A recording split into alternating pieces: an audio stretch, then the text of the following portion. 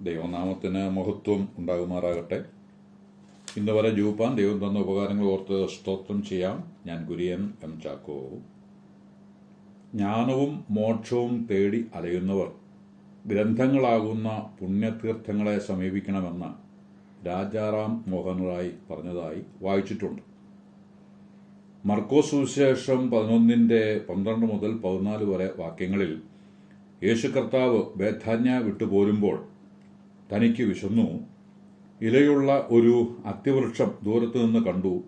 അതിൽ നിന്ന് വല്ലതും ഭക്ഷിപ്പാൻ കിട്ടുമോ എന്ന് വച്ച് അടുത്തു ചെന്നു. അതിൽ ഇല അല്ലാതെ ഒന്നും കണ്ടില്ല. അത് അത്തിപ്പഴത്തിന്റെ കാലമല്ലായിരുന്നു. യേശു കർത്താവ് ആ അത്തിയെ നോക്കി പറഞ്ഞു, ഇനി നിന്നിൽ നിന്ന് എന്നേക്കും ആരും ഫലം തിന്നാതെ ഇരിക്കട്ടെ. അങ്ങനെ സംഭവിച്ചു എന്ന് 20-ാം വാക്യത്തിൽ എഴുതിയിരിക്കുന്നു. രാവിലെ അവർ കടന്നു പോരുമ്പോൾ അത്തിവൃക്ഷം വേരോടെ ഉണങ്ങിപ്പോയത് കണ്ടു. ഇസ്രായേൽ ദേശത്ത് അത്തിവൃക്ഷം ധാരാളമായിട്ടുണ്ട്. അത്തിവൃക്ഷത്തിന്റെ കൊമ്പുകൾ 4 ഭാഗത്തേക്കും പടർന്നു നിന്ന് തണൽ നൽകുന്നതുകൊണ്ട് ജനം അത്തിമരത്തിന്റെ ചുവട്ടിലിരുന്ന് വിശ്രമിക്കുവാൻ താൽപ്പര്യം കാണിക്കുന്നു. മീഖായുടെ പുസ്തകം 4:4 യോഹന്നാന്റെ സുവിശേഷം 1:48 ആ കാര്യം എഴുതിയിട്ടുണ്ട്. നഥനിയേലിനെ അത്തിയുടെ ചുവട്ടിൽ വിശ്രമിക്കുന്നവനായിട്ടാണല്ലോ യേശു കർത്താവ് കണ്ടത്. അത്തിവൃക്ഷം ഫലം കൊടുക്കുന്ന വിധം കൗതുകജനകമാണ്. വൃക്ഷത്തിന്റെ ഇലകൾ പൊഴിഞ്ഞതിനു ശേഷം തളിർ ഇടുന്ന സമയത്ത് കായ്കളും ഉണ്ടാകും. ഇവയാണ് തലപ്പഴം എന്ന് അറിയപ്പെടുന്നത്. മീഖായുടെ പുസ്തകം 7:1 നഹൂമിന്റെ പുസ്തകം 3:12 ഹോശേയുടെ പുസ്തകം 9:10 തലപ്പഴത്തെക്കുറിച്ച് വായിക്കുന്നുണ്ട്. ഈ കായ്കൾ മൂത്ത് പഴുത്താൽ നല്ല സ്വാദ് ഉള്ളതാണ്. ഇത് വ്യാപാരം ചെയ്യുവാൻ ഉള്ളതല്ല.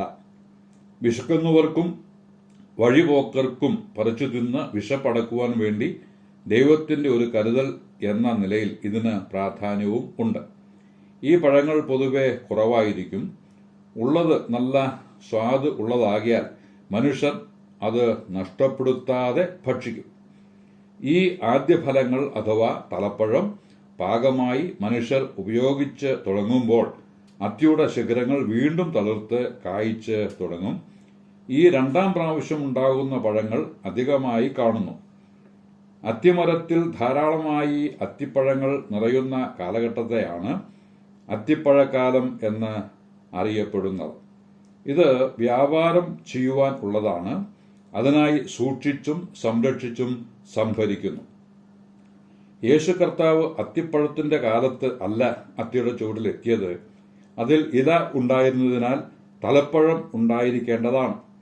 യേശു കർത്താവ് തലപ്പഴമാണ് അന്വേഷിച്ചത് ചെന്നത് എന്ന് ചിന്തിക്കാം.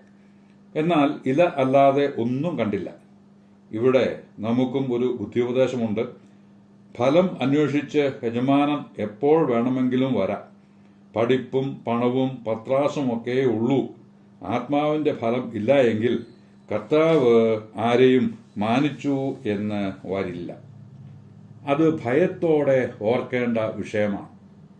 ലൂക്കോസിന്റെ സുവിശേഷം 13:6 മുതൽ 8 വരെയുള്ള ഭാഗം ദൈവത്തിന്റെ മുന്തിരിത്തോട്ടമായ ഈ ലോകത്തിന്റെ നടുവിൽ നട്ടിരിക്കുന്ന ഇസ്രായേൽ ആയ അത്തിയെക്കുറിച്ച് യേശു കർത്താവ് പറഞ്ഞ വാക്കുകളാണ്. അത്തിയിൽ ഫലം അന്വേഷിച്ച് യജമാനൻ ചെന്നു, കണ്ടെത്തിയില്ല. എന്നാൽ വെട്ടിക്കളഞ്ഞാലോ എന്ന് ആലോചിച്ച യജമാനോട് തോട്ടക്കാരൻ 1 വർഷം കൂടി അനുവദിക്കണമേ എന്ന് അപേക്ഷിച്ചു. ആ അപേക്ഷയെ മാനിച്ച് പിന്നെയും സമയം നീട്ടിക്കൊടുത്തു. എന്നിട്ടും വിശേഷമുണ്ടായില്ല. പകരം യേശു കർത്താവിന്റെ 3.5 വർഷത്തെ ശുശ്രൂഷയ്ക്ക് ശേഷം പിടിച്ച് കുരിശിൽ തറച്ച് കൊന്നു. അവന്റെ രക്തം ഞങ്ങളുടെ മേലും ഞങ്ങളുടെ മക്കളുടെ മേലും വരട്ടെ എന്ന് യഹൂദന്മാർ ആക്രോശിച്ച് പറഞ്ഞു. യേശു കർത്താവ് മരണത്തെ ജയിച്ച് ഉയർത്തെഴുന്നേറ്റു. ഇന്നും ജയാളിയായി ജീവിക്കുന്നു. യഹൂദന്മാരാകട്ടെ അവർ തള്ളിക്കളഞ്ഞ യേശുവിന്റെ രക്തത്തിന്റെ കണക്ക് ഇന്നും കൂട്ടിക്കൊണ്ടിരിക്കുകയാണ്. ആ പുണ്യാഹരക്തത്താൽ തളിക്കപ്പെട്ട് ശുദ്ധരായി തീർന്ന ഏവരെയും ഓർത്ത് ദൈവത്തിന് സ്തോത്രം. യേശുവിൽ വിശ്വസിക്കാത്ത യഹൂദന്മാർ ഫലം കൊടുക്കാത്ത അത്തിവൃക്ഷം പോലെയാകുന്നു എന്നാണ് മനസ്സിലാക്കേണ്ടത്. ഈ കാലത്ത് ലഭിക്കുന്ന അത്തിയടകൾ ആ കാലം മുതൽക്കേ നിലവിലുണ്ടായിരുന്നുവെന്ന് ശമൂവേലിന്റെ 1-ാം പുസ്തകം 25:18 നിന്ന് മനസ്സിലാക്കാം. നാബാലിന്റെ ഭാര്യയായിരുന്ന അബീഗയിൽ 200 അപ്പവും 2 തുരുത്തി വീഞ്ഞും പാകം ചെയ്ത് 5 ആടും 5 പറ മലരും 100 ഉണക്കമുന്തിരിക്കുലയും 200 അത്തിയടയും എടുത്ത് ദാവീദിന്റെ മുമ്പിൽ കാഴ്ചയായി വച്ചു എന്ന് വായിക്കുന്നു. അത്തിയടയെക്കുറിച്ച് ഈ ഭാഗത്തും വ്യക്തമായി പറഞ്ഞിരിക്കുന്നു. അത്തിപ്പഴക്കട്ട പരുവിന്മേൽ ഇട്ട് രാജാവിന് സൗഖ്യമുണ്ടായതായി രാജാക്കന്മാരുടെ 2-ാം പുസ്തകം 20:7 വായിക്കുന്നു. ആ കാലത്ത് ഹിസ്കിയ രാജാവിന് മരിക്കത്തക്ക രോഗം പിടിച്ചു. രാജാവിനെ ശുശ്രൂഷിച്ച കൊട്ടാര വൈദ്യന്മാർ കൈവിട്ടു. മരിച്ചു പോകുകയുള്ളൂ എന്ന നില വന്നു.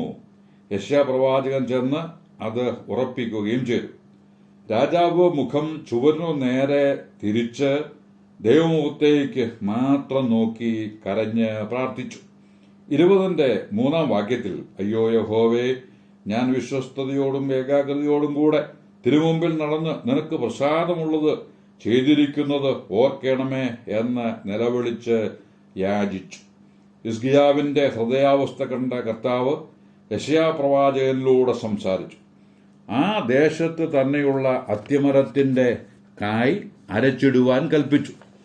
ആ ദൈവകൽപ്പന അനുസരിച്ച് അത്തിപ്പഴക്കട്ട അരച്ച് പരുവിന്മേൽ പുരട്ടി രാജാവ് സൗഖ്യമുള്ളവനായി 15 വർഷം കൂടെ ജീവിച്ചിരുന്നു.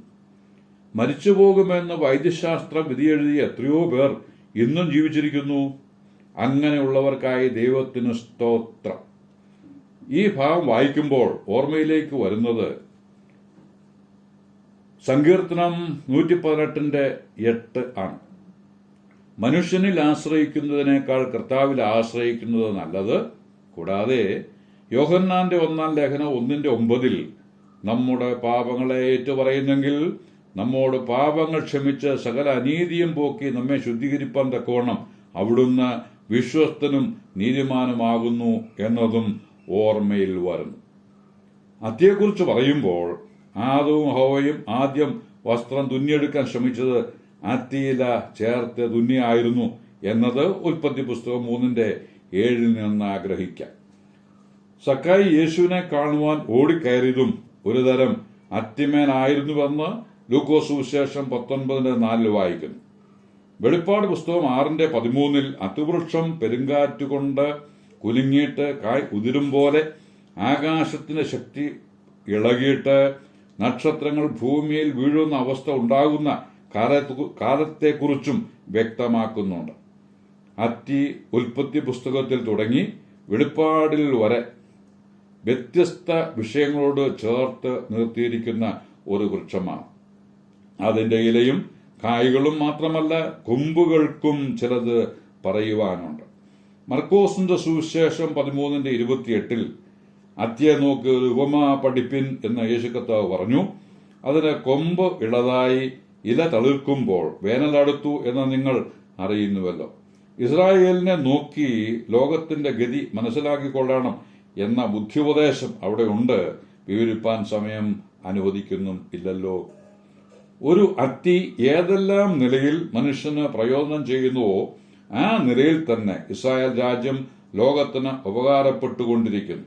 ആവർത്തന പുസ്തകം 33:29 വാക്യം വായിച്ച് ഈ സന്ദേശം അവസാനിപ്പിക്കട്ടെ. ഇസ്രായേലേ, നീ ഭാഗ്യവാൻ, നിനക്ക് തുല്യനാർ. യഹോവയാൽ രക്ഷിക്കപ്പെട്ട ജനമേ, അവൻ നിന്റെ സഹായത്തിൻ പരിചയം നിന്റെ മഹിമയുടെ വാളും ആകുന്നു. നിന്റെ ശത്രുക്കൾ നിന്നോട് അനുസരണം നടിക്കും, നീ അവരുടെ ഉന്നതികളിന്മേൽ നടകൊള്ളും. അത് അപ്രകാരം തന്നെ വേഗത്തിലാകട്ടെ എന്ന് ആശംസിച്ച് വാക്കുകൾക്ക് പൂർണ്ണവിരാമം കുറിക്കുന്നു. ദൈവനാമം മഹത്വപ്പെടുമാറാകട്ടെ.